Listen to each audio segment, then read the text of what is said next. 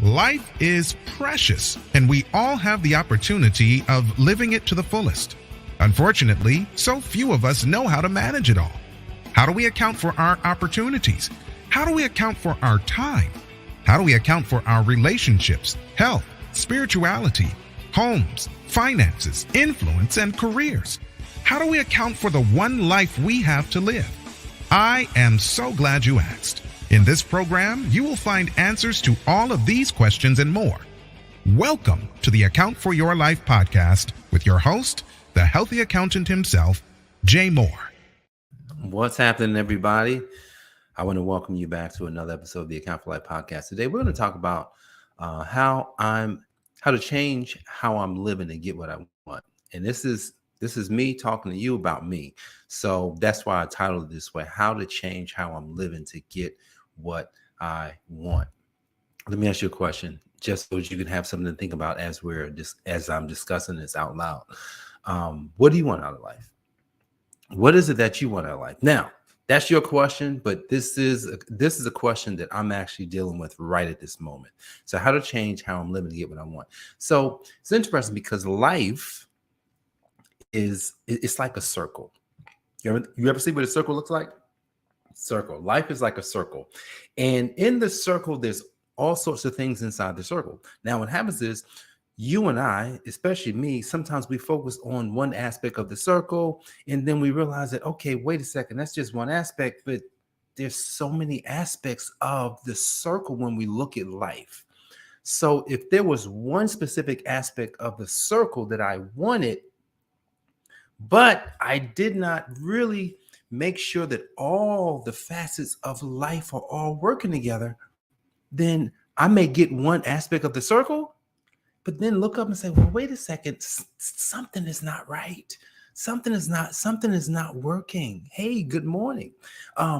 Something is not working. So here's something that I was having a conversation yesterday, and in the conversation, we were talking about all the facets of life. What are the facets? We got the spiritual. We got the spiritual aspect of our life. We got the mental aspect of our life. We've got the physical aspect of our life, physical body. We've got the and I would say the nutritional aspect of our life, dealing on the inside. We've got the financial aspect of our life, and we've got relational aspects of our life. Here's what's so interesting about these 6 areas. I remember several years ago before I was a healthy accountant. It's funny, right? Before I was a healthy accountant, it's like I was in this health thing, and then I would just have to say it was the Holy Spirit said to me. He says, look, but there's more to life. He says, yeah, you're working on the physical aspect, but I bet you there's some things on the inside of you that you need to discover. There's some things on the inside of you that you might have to change.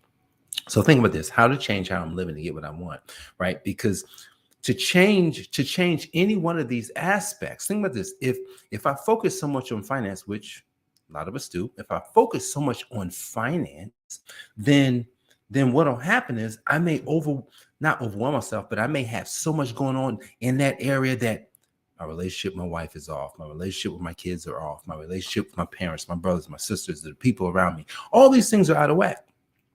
But what if I just focus? Oh, I'm going to focus on my finance. I'm going to focus on my family. But I'm focused on my finance and the family, and then I'm not focused on the body. I'm not focused on what's going on the inside of me. And then next thing you know, I'm not doing the best. I'm not doing the best for them, even though I'm focused on them. Wow, that's interesting. But here's the thing: do you realize the mentality that we have? The mentality. Well, it's interesting, Lucy, that you've been having these same questions. The mentality that we have is, look, it's the driving force. If you had to change one thing out of all 6, I would almost say the mentality would have to come first. In just about in every aspect of our life, we have to have the right mentality. Because the mentality is what's going to help us to get to where we want to. Now, here's the thing: a lot of people, well, what about the spiritual aspect? Well, if your mentality is off, then the spiritual aspect can't even get to where it needs to get. So we've got to make sure that we get our mentality right. Because, and I said we, but because one aspect of my life, and I'll open this up to you. One aspect of my life that I'm focused on, because Like I've been focused on mentality. I've been focused on physical. I've been focused on the nutrition. I've been focused on. I haven't focused enough on relational, and I got to get better there. I've been focused on spiritual, relational, financial. Even though, like, I'm in the financial field, we do okay. That's not what I like. I'm not. That's not where I want to be, though. I want to be somewhere further along. But my mentality about business and finances have to change. My mentality about how I work with my kids, which that's been changing. And I was having a conversation just with my kids on Saturday, and we were having this conversation. And this is one of the best conversations I've ever had with them. Why? Because here's why it was so good. All I did was ask questions. And when I asked questions that they could give their answer. And what I did was I said, I'm not going to give you any answers. If you would like answers, you got to ask me. And they thought that was weird because a lot of times as parents, we just drop it on them. And that's why they don't listen because they're like, I didn't ask you for that answer, Dad. So I says, wow, I got to do better with my wife. A lot of times I give it, I'm just bam, bam, bam. She's like, well, now she may listen later, but why am I just mindlessly giving the answers if someone doesn't ask? So I'm actively working on my relational skills because no one cares. So that's one of the best conversations. But here's what happened in the conversation. There was genuine questions that came back because then it was like, well, wait a second, Dad. Well, I got a question now. Before there was no questions. Now there's a question. I'm like, wow, look at how I'm like, that's interesting. Now, how did I get there? I had to change my mentality. I changed my mentality about what the Bible says. Like the Bible is an interesting book because the Bible is written in such a way that when you do what it says, then you can produce what it's saying. And because you can produce what it's saying, and all of a sudden, like, oh my goodness, that's so interesting. So as I'm having this conversation with you, how to change how I'm living so I can get what I want, right? So what do I want? What do I want? And what do you want? Man, I'm gonna tell you, be honest, I'm put it out there, man. I want to be super rich, really rich. I'm just telling you, I want to be really rich. Now you say, I don't want to be really rich for the sake of being rich. I don't want to be really rich just so I can have a lot of money. I want to be really rich because I know that my family needs that. Not my family needs to spend a lot of money. No, my family needs to see somebody that looks like them, that is them, so that they can say, that's possible, right? That is possible. My family can then learn things. My family can then be exposed to things, right? And not because rich makes you better. Rich doesn't make us better than anybody. In the Garden of Eden, if we're going to read the account in the Genesis, what you will find is that there's a scripture that says there was gold in the land. There's gold in the land. Wait a second. There's gold in the land, but there was nothing to buy, nothing to sell, nothing to reap, there was just gold there for them. Why? Because that's the environment that they live in. One of the things that I discovered, and that you might discover at some point, is that the driving force behind the things that we do is the big C. You want to know what the big C is? It's called culture. Culture. I went and looked the word up, and I went and looked the word up because I said, this is interesting. What is culture? Culture is a way of life of a group of people. The behaviors, beliefs, values, and symbols that they accept without thinking about them. What? I'm gonna read that one more time. This is from Texas A&M. It's a definition that they wrote. A culture is a way of life of a group of people. The behaviors, beliefs, values, and symbols that they accept generally without thinking about them. Generally, you just accept all that's in the culture. All right, how to change how I'm living to get what I want. It starts with the big C. The big C has already indoctrinated me into their way of life. And this is like as much of success that you could have. That indoctrination process is all around you every day, right? So you got to look around and say, well, how is the culture of this country indoctrinating me? What is it indoctrinating me into? And what is the culture getting me? Trying to steer me. How is the culture steering me? And you got to then ask yourself, look at all these areas: mentally, spiritually, financially, healthfully, like all the healths, relationally. Where is it sending me? Because if I'm going to change my life, I got to recognize that, okay, the culture may not actually it's not built in for riches and wealth, even though like the United States is, oh, we're supposed to be the richest country ever. No, no, no, no, no. That's great and all, but they don't want everybody to have that. So if I'm going to change how I'm living to get what I want, which is really to be able to help my family, to be able to help not just myself, like Lucy's on here, and Lucy is looking to go somewhere in her life. Yes, Lucy's looking to go somewhere in her life. What if I'm just that tree? What if I'm that tree that's budding and it's bearing the fruit out? That just come, give me this fruit. Oh, I love that fruit. Give me the fruit so I can go feel good about this fruit that I'm eating.